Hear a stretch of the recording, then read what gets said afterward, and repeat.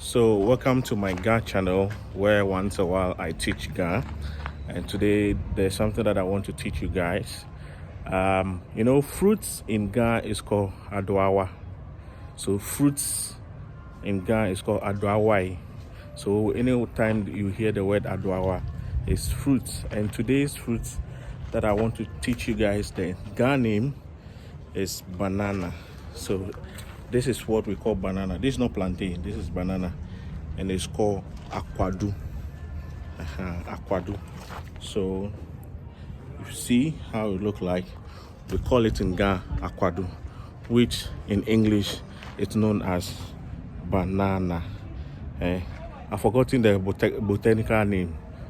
You see, I forgot it, Charlie. It's been a long time, so I can't remember.